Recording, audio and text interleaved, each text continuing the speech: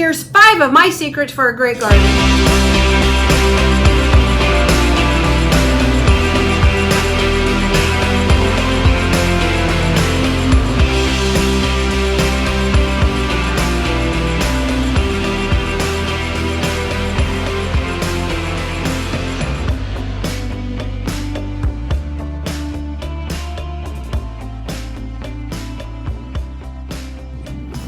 Hi, welcome to my channel. I'm Anne-Marie and this is Here to Homesteading. If you're new here, and you are new here because we're all new here, it's a brand new channel. This is a channel about me transitioning from practicing family law into a life of homesteading. It's a channel of some of here. The here part is the law part, and to homesteading, of course, is to the homesteading part. So today we're going to do some homesteading part of the channel. And most of the channel will be about homesteading. I can tell you that right now because it's just more exciting. Yes, this is how I dress in the garden. You're just going to have to get over it. I can't look like a lawyer every day. In fact, I prefer to look like this in shorts and an apron, very little makeup, no hair job, ugly little hat that keeps me a little bit cooler in this extremely hot weather we're having. But anyway, tip number 5 that I have for you is to research.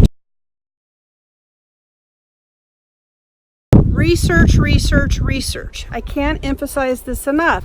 It is important to know what you're going to be planting. You're going to want to know if it will grow in the zone that you're in. Look up USDA zones if you're not familiar with that and figure out what zone you're in. Learn all about your zone.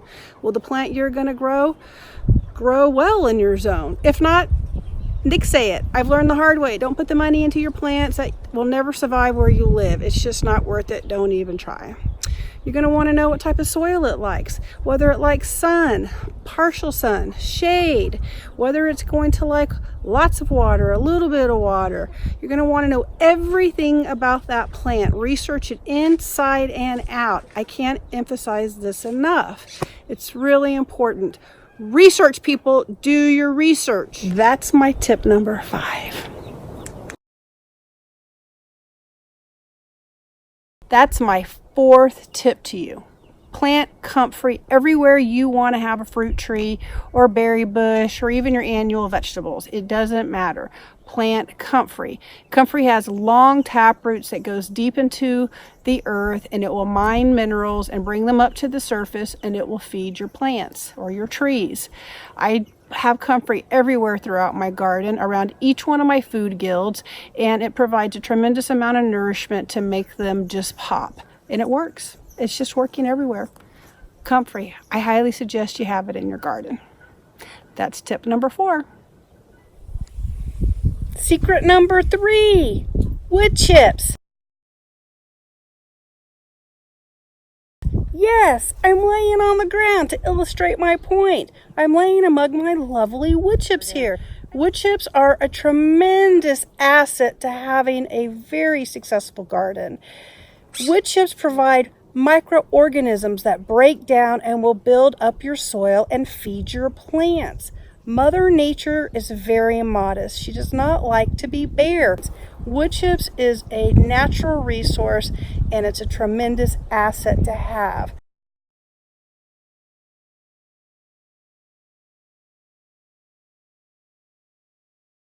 Don't buy the big box bags of wood chips. That stuff is crap. It has dye in it. You're going to be hurting your garden. You can contact your local landscaping company or tree trimming company and ask them to drop a load of wood chips at your home. They will do it for free. You can also do things the hard way like I do. I go onto my own property and take my dead trees and throw them through our wood chipper. Then I haul them wagonful after wagonful into the garden. It's a huge pain, but it's the only exercise I ever get. And it's free, and I know where my wood chips came from. So that is secret number 3, wood chips. Do it, people. Tip number 2. Is worms. That's right, worms, creepy crawly little things. I have a whole bathtub full of them right here. Worms are like gold in the garden. Just like wood chips, they provide tremendous amount of nutrients to your soil and your plants. This is a huge secret. You need to have worms to have great success. It's their poop. I know, yuck, yuck, but it's their poop that is valuable, that you want. Here, I grow the worms, I let them populate, I harvest their poop, and I spread it around the garden. I also collect their what we call the worm tea. So I have little sprinklers here that come on and provide water to the worms every so often throughout the day, and they drink the water, obviously, and the juice goes through the hole or the drain in the bathtub to a bucket underneath. I'll show you that picture here. I take that tea and I spread it around the plants and my trees. It fertilizes them tremendously. It gives them a huge boost. It is a definite must in the garden. That's secret number 2, worms. All right, so we made it to number 1. My number 1 secret to having a great and successful garden is great soil. Without great soil, you have nothing. The thing is, you're probably going to have to make it yourself. That's what I do. You have to make it yourself, most likely. When I dig a hole to plant a tree, I take out the dirt out of the ground, put it on the side. I take half of that, or about half, sometimes a little less. I'll put it in a wheelbarrow, and I'll mix it with about the same amount of compost, fresh compost that I've made myself. If you don't make it yourself, you can buy it if you want at the big box store. It's not ideal, but I've done it many times and it works. I think there's a chicken in here. Oh my God, there's a chicken in here. She's not supposed to be in here. Don't scratch anything back there. Don't pull up any plants. I think that's my first real blooper. All right, well, we're gonna go forward anyway, whether there's a chicken in here or not. So after I mix it with compost, about half compost, half native soil, it's not an exact measurement, it's an approximate, then I add worm castings. Remember how we talked about how important worm castings are? That's the worm poop. Hello, there she is. You gonna come join the video? All right, that's crazy.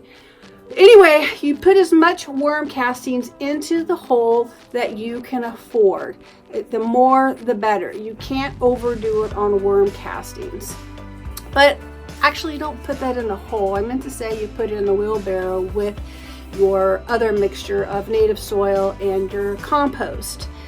Before you put anything in the hole, here's one of my ninja secrets. It's a really good secret. You get mycorrhizae and you put that in the bottom of the hole. You sprinkle it all around. What that does, it creates what I call an internet underneath the ground, and it will go out to other trees and plants around up to many, many feet away, and will go to another tree and say, hey, my tree is short on these nutrients. Can we borrow some of yours? And it will bring it back to my tree. It is a tremendous resource to have. I think it's one of the number 1 secrets in my success of planting my trees. I put that in first, then I take my mixture from the wheelbarrow and I put it in the hole. I plant my tree, then after I plant it, I take another ninja secret, which is called azomite. It stands for A to Z of minerals, including trace elements. It has all the minerals that your tree needs, and it's a really good secret. I put that on top. You can get it in a powder form or a granular form. It doesn't matter. And sometimes I've been known to just mix it right in the hole. It doesn't matter. But I tend to just put it right on top, let's say around the tree I've planted, and I water it in very, very good. And it is just dynamite. I think the azomite and the mycorrhizae are really 2 key ingredients, and I highly recommend you do that for all of your plantings. So that is my 5 secrets. All right, well, that's it for this video. Thanks, y'all. See you next time. Bye.